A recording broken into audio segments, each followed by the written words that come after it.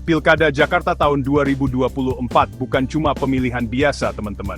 Ini pertarungan tingkat nasional. Semua orang memperhatikan siapa yang akan memimpin Jakarta, pusat politik dan ekonomi Indonesia.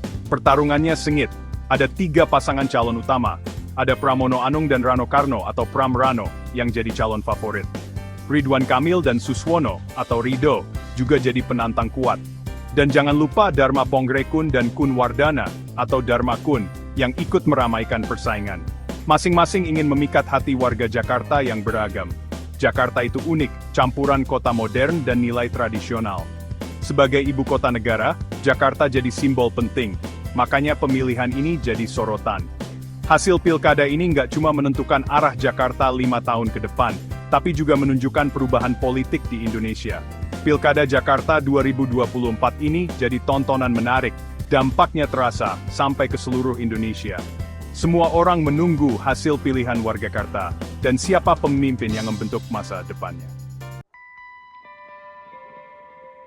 Pilkada Jakarta 2024 menunjukkan pengaruh besar 2 tokoh penting, mantan Presiden Joko Widodo atau Jokowi dan Presiden Prabowo Subianto.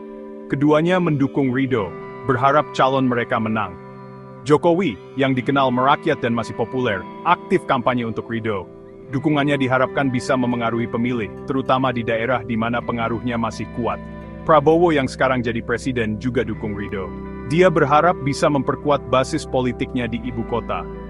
Dukungan mereka berdua jadi kekuatan besar buat Rido. Dukungan dari 2 tokoh terkenal ini menarik perhatian media dan mengerahkan banyak pendukung. Rido jadi terlihat unggul. Meskipun begitu, banyak yang bertanya, apakah dukungan ini efektif? Warga Jakarta terkenal punya pendirian sendiri, mungkin nggak mudah dipengaruhi. Dampak sebenarnya dari dukungan Jokowi dan Prabowo baru kelihatan nanti pas hari pemilihan.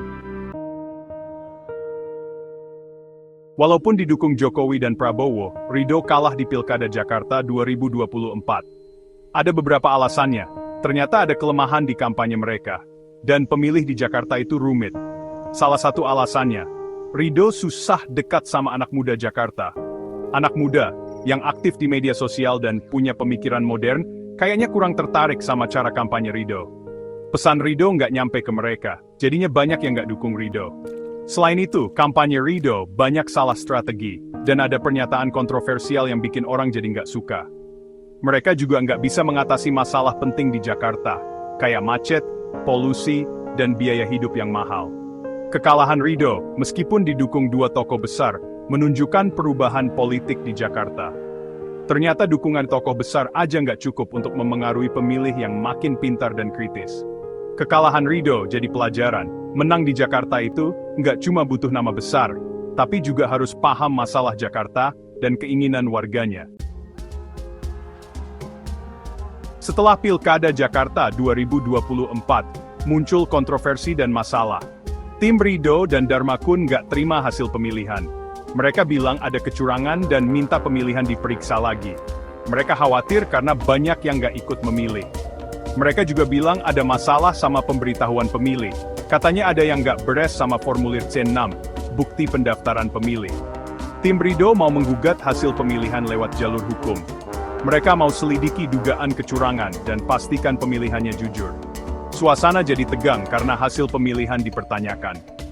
Pilkada Jakarta 2024 meskipun sudah selesai, masih meninggalkan pertanyaan dan keraguan. Gugatan dari calon yang kalah menunjukkan pentingnya pemilihan yang transparan dan jujur.